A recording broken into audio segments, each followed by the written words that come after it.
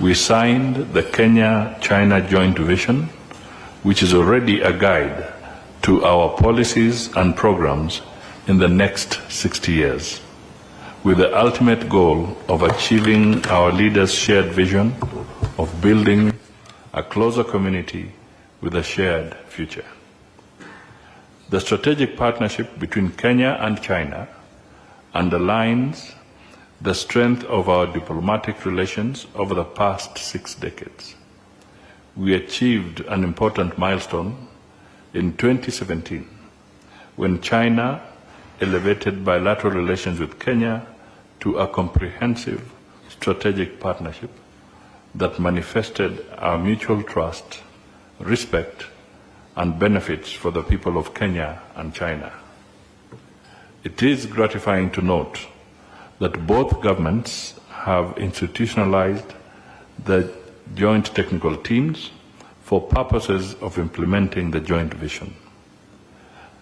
The joint technical teams coordinated by the Ministries of Foreign Affairs have made considerable progress, including reporting on their activities for the first quarter. They also held a retreat at the Huawei regional offices in which stakeholders in the ICT sector participated.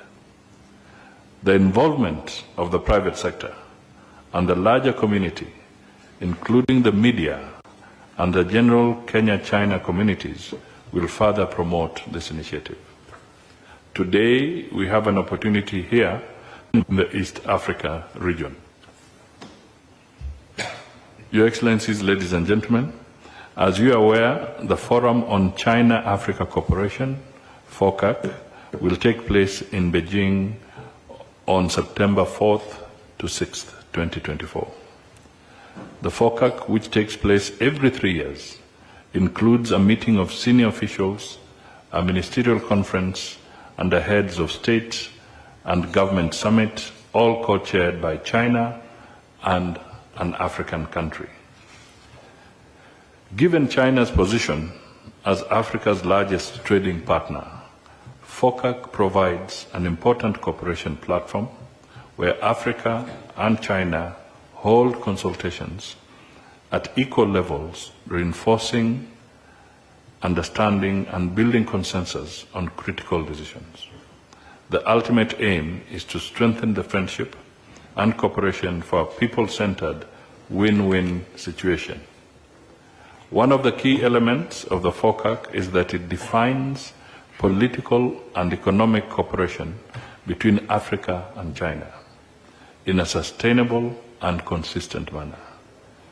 Kenya finds stability and clarity in the manner and scope of cooperation within the FOCAC framework, with clear roles and obligations to each side.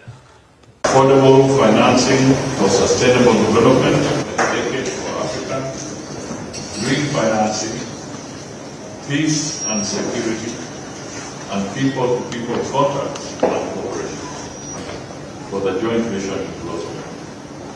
The successful implementation enhance national development priorities through investments, trade, and people-to-people engagements. The media has an important role to help us share the progress we have achieved on this front. It is a dynamic instrument which we can turn into an annual event. So, my expectations are high that we shall have a similar gathering in August 2025. Asante sana. Just two very quick remarks. One, Your Excellency, let me say that we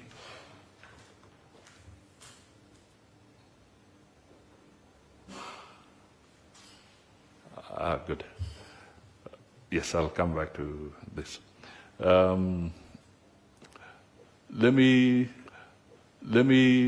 say that we really appreciate that this session has taken place, and we want to reaffirm that we are solidly behind this initiative, and we want to work very, very closely together Kenya will definitely be participating at the highest level in the FOCAC, as I have indicated in my remarks.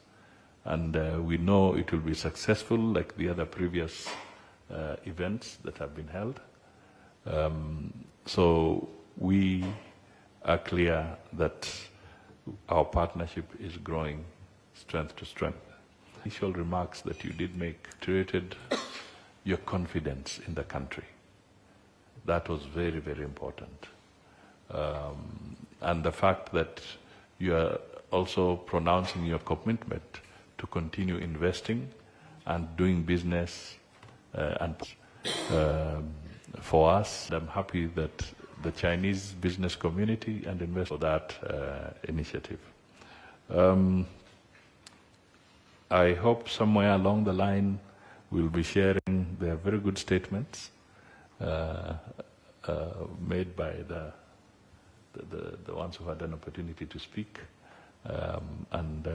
I think if we share the comments, it will be very useful because they're very critical. It's already shared? Excellent. They're very critical points that you have made that we can build on as we go forward. Now, the PS has advised me on one or two things, but I want to give him the opportunity to just emphasize those points.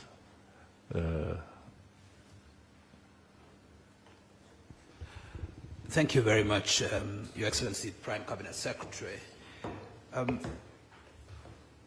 particularly thank you for your very erudite remarks. One of the things that happened 2 weeks ago, Your Excellency, was an unfortunate incident involving some Chinese tourists who were involved in an accident here. Unfortunately, we lost 2 or 3 of them.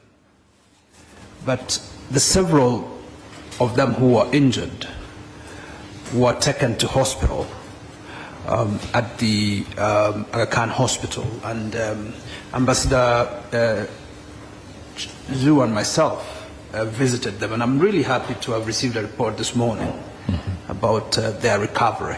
They were really in critical state, but they have since shown resilience and recovery. The little boy we visited is now out of bed, can go to his bathroom by himself, and is on his way to recovery. There was a little girl as well who can now eat and recognize people, even though she was at the ICU at that time. Their mother, who now can breathe independently and is also looking stronger every day.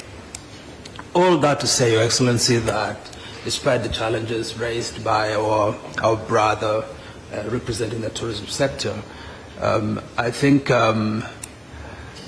we have demonstrated a real proactivity in dealing with emerging challenges such as accidents, and we will continue to work in the direction of strengthening our systems, including our health systems, to respond to this kind of challenges. And it is for that reason, Your Excellency, that I had proposed to you that on account of the very comprehensive proposals that have been placed before you, and in light of the request for a forum for continuous communication, coordination, and consultation, I had put it before you, sir, that perhaps maybe not every 2 months, maybe every 3 months, or maybe every 4 months, Your Excellency can convene a meeting that brings together all sectors of government and our colleagues from China, so that we can have a conversation on, number one, how can we do things better? You know, what are the areas where we are lagging behind? What are the approaches, as you see it, that would enhance Kenya's competitiveness? You know, where are the bottlenecks? We can have a very candid discussion, because I sense, Your Excellency, from this meeting, that there's a real desire from our, our brothers and sisters in China to be able to support our country to realize, Vision 2030, and beyond. And so that's the proposal that I put forward to you, sir. Thank you very much.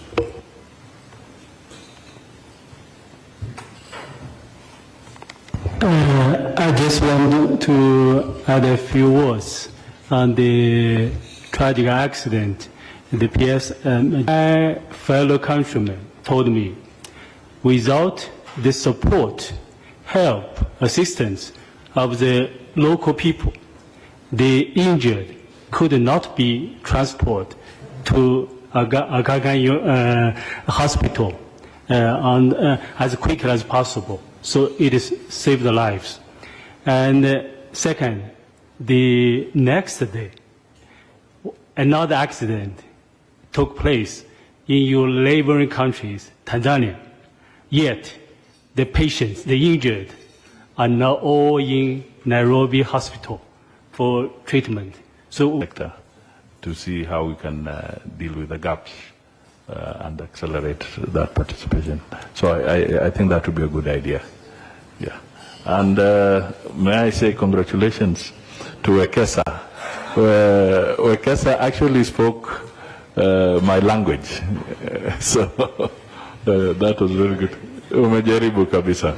Thank you so much. So, Your Excellency, I think that's good enough for now. And have a good afternoon, and let's build our partnership. Thank you. Thank you very much.